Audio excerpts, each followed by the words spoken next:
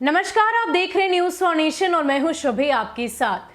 लोक जनशक्ति पार्टी की कमान संभाल रहे चिराग पासवान बिहार के सियासत में अपनी कितनी रोशनी फैलाएंगे ये तो 10 नवंबर को ही पता चलेगा। लेकिन फिलहाल जो एग्जिट पोल के दावे आ रहे हैं, जो रिजल्ट सामने निकल कर आ रहा है, उससे ये साफ तौर पर दिखाई देता है कि जब चिराग पासवान ने ये फैसला लिया कि वो अकेले ही रणभूमि में उतरेंगे, तो उनके अकेले उतरने से कहीं ना कहीं नीतीश कुमार की सियासी कुर्सी डगमगाती नजर आ रही है। ऐसा क्यों हुआ, ये सारी बातें हम आपको बताते हैं इस पूरी रिपोर्ट में। आपको बता दें कि एग्जिट पोल के सर्वे से यही संकेत मिल रहे हैं कि एलजेपी ने बिहार चुनाव में अकेले मैदान में उतरकर बिहारी स्वाभिमान का ऐसा सियासी दांव चला है जिसने नीतीश कुमार की सत्ता की कुर्सी के पाए हिला दिए हैं। हालांकि एलजेपी अगर बीजेपी जेडीयू के साथ मिलकर चुनावी मैदान में उतरती तो सूबे की तस्वीर एनडीए के पक्ष में नजर आती। इंडिया टुडे एक्सिस माई इंडिया एग्जिट पोल के मुताबिक बिहार की कुल 243 सीटों में से 139 से 161 सीटें तेजस्वी यादव के नेतृत्व वाले महागठबंधन को मिलती दिखाई दे रही है। एनडीए को बिहार में महज 69 से 91 सीटों पर ही संतोष करना पड़ सकता है। इसके अलावा बिहार में अकेली चुनाव लड़ने वाली एलजेपी को 3 से 5 सीटों पर जीत मिलने के अनुमान है, लेकिन वोट फीसदी 7% मिलता दिख रहा है। वहीं दूसरी ओर महागठबंधन को 44% और एनडीए को 39% वोट मिलने के अनुमान है। मन मुताबिक सीटें न मिलने से बिहार विधानसभा चुनाव में चिराग पासवान ने एनडीए से अलग राह अपनाई। एलजेपी ने बिहार की 135 सीटों पर अपने प्रत्याशी उतारे थे। इनमें से ज्यादातर प्रत्याशी जेडीयू के खिलाफ चुनावी ताल ठोकते नजर आए। हालांकि गोविंदगंज, लालगंज, भागलपुर, राघोपुर, रोसड़ा और नरकटियागंज सीट जैसी सीट पर एलजेपी प्रत्याशी बीजेपी के खिलाफ भी चुनाव लड़ रहे थे।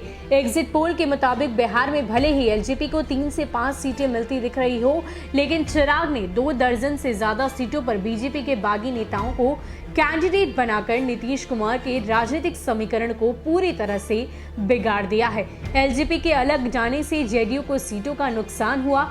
पासवान उपजाति वोट एनडीए 31% और एलजेपी 30% में बंट गए। एलजेपी ने महादलितों और आर्थिक रूप से पिछड़े वोटों में भी सेंध लगाई। इन दोनों वर्गों से एलजेपी को 8% वोट मिले, जिससे नीतीश कुमार को काफी ज्यादा नुकसान हुआ है। आपको बता दें कि चिराग पासवान के पिता रामविलास पासवान की राजनीति का 100% हिस्सा केंद्र में गुजरा था और वो बिहार पर उस तरह से फोकस नहीं कर पाए थे जिसकी महत्वाकांक्षा हर नेता की होती है।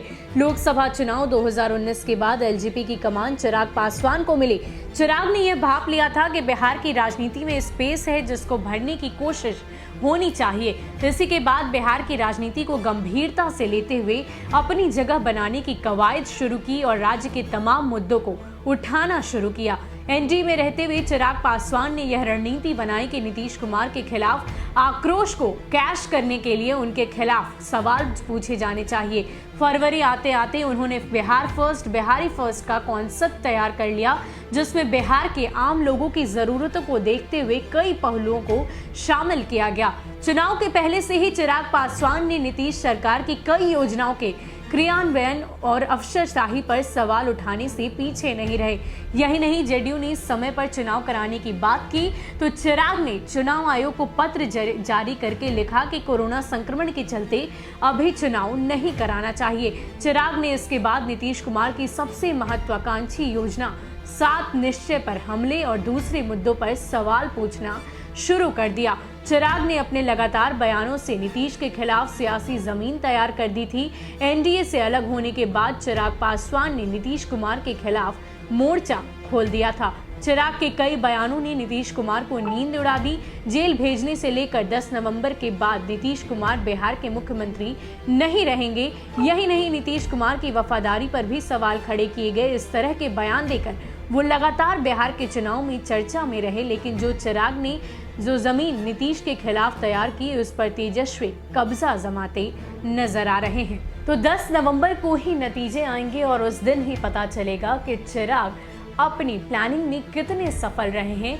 क्या वो आग लगाने में एनडीए में सफल रह पाए हैं या नहीं, ये तो 10 नवंबर को तय होगा। लेकिन कहीं ना कहीं लोगों के जहन में ये सवाल जरूर तैर रहा है कि चिराग जरूर ही वोट कटवा के तौर पर उभर कर सामने आए हैं।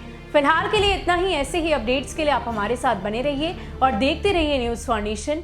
नमस्कार।